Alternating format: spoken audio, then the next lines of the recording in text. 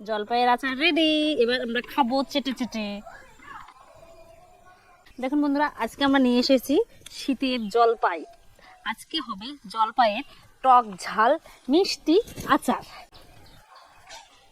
দেখুন বন্ধুরা, আমরা জলপাই ছাড়াতে বসে গেছি। দেখুন কি মোটা মোটা জলপাই। এবার জলপাইয়ের বোটাগুলো ছাড়িয়ে নেব। নিয়ে জলপাই কিন্তু এইভাবে কাটতে হবে। দেখুন এবার আরে কেটে নিলাম। এবার মাঝে একটা করে কাটা দিয়ে দেবো, তাহলে ভালোভাবে মশলাগুলো যাবে। বন্ধুরা, জলপাইগুলো আমি কিভাবে কেটে নিয়েছি দেখালামই তো প্রথমে। এর মধ্যে লবণ ঝাল মশলাগুলো ভালোভাবে যাবে, আর খেতেও সুস্বাদু লাগবে। এবার আমি জলপাইগুলো ভালোভাবে ধুয়ে নেব।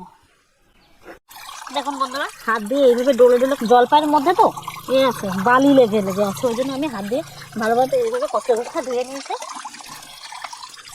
আজকে আমাদের এই জলপাই চাটনির জন্য যে যে মশলাগুলো লাগবে সেগুলো আমি শুকনো খোলায় ভালোভাবে ভেজে নেব।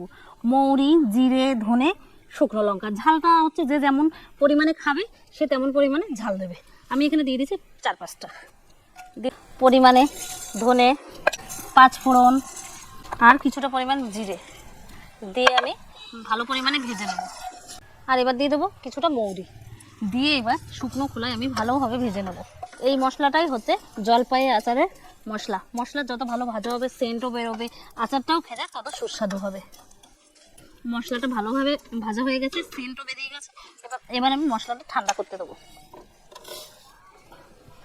মশলাটা ঠান্ডা হতে থাকুক। ঠান্ডা হলে তারপর আমি শিলে বেটে নেব। প্রথমে আমি জলপাইয়ের মধ্যে কিছুটা পরিমাণ চিনি দিয়ে দেবো। জলপাই তো অনেক টক, ওই জন্য বেশ কিছুটা পরিমাণে চিনি দিয়ে দিলাম। দিয়ে এবার আমি দেবো ভিনিগার 1 মুটকি দিয়ে এবার চিনি, ভিনিগার আর জলপাই দিয়ে ভালোভাবে মেখে নেব।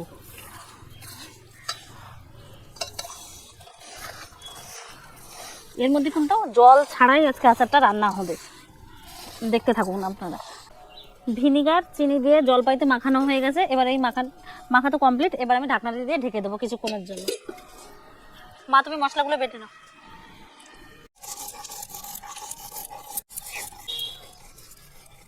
দেখুন আমি গ্যাসটি ধরিয়ে দিয়েছি, কড়াই গরম হতে থাকুক।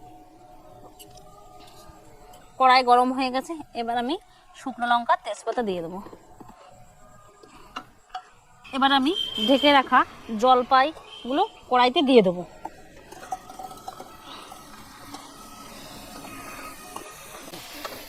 দেখুন বন্ধুরা, জলপাই তো দিয়ে দিয়েছি।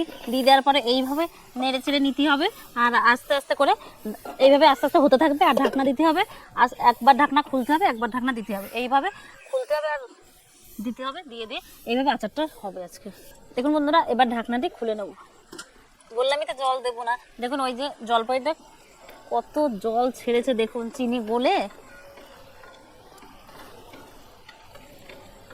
এবার ভালোভাবে নেড়ে ছেড়ে নেব, নিয়ে আবার ঢাকা দিয়ে দেবো। দেখবেন আস্তে আস্তে কত জল ছেড়ে দেবে, আর জলপাইয়ের কালারটাও আস্তে আস্তে পাল্টে যাবে।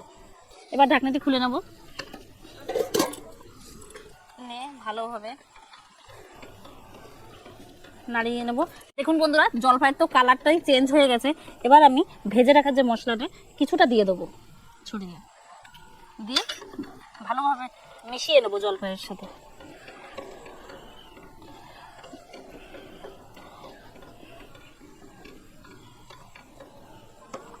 এবার আবার ঢাকা দিয়ে দেবো, ঢাকনা দিয়ে।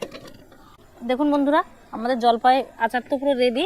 কত সুন্দর কালার এসেছে জলপাই। এবার রেডি হয়ে গেছে। এবার আমরা কিছুটা পরিমাণ যে ভাজা মশলা ছিল সেটুকু দিয়ে দেবো এর উপর দিয়ে ভালোভাবে জলপাইয়ের সাথে মিশিয়ে নেব। তাহলে আমাদের ঝাল ঝাল টক মিষ্টি জলপাইয়ের আচার রেডি। এবার আমরা খাবো চেটে চেটে। দেখুন বন্ধুরা, আমাদের জলপাইয়ের টক ঝাল মিষ্টি আচার রেডি। দেখুন একটা জলপাই দেখায় কি সুন্দর নরম হয়েছে, কিন্তু খুব গরম তো। এই দেখুন কি সুন্দর সেদ্ধ হয়েছে, এর ভিতরে মশলাও গেছে, খেতেও বেশ সুন্দর হয়েছে। আর যখন রান্না করবা তখন গ্যাসটা আস্তে আস্তে আস্তে আস্তে দিয়ে ধীরে ধীরে ধীরে দিয়ে রান্না করবা। আর তাহলে এর মধ্যে ভালো লবণ মশলা, লবণটা আগেই ওর সঙ্গে দিয়ে মাখিয়ে দেবা। খুব সুন্দর হয়েছে। বন্ধুরা, আপনারা বাড়িতে বানিয়ে খাবেন, দেখবেন ভালো লাগবে। আর আমার চ্যানেলটি ভালো লাগলে লাইক, কমেন্ট, সাবস্ক্রাইব করে দেবেন।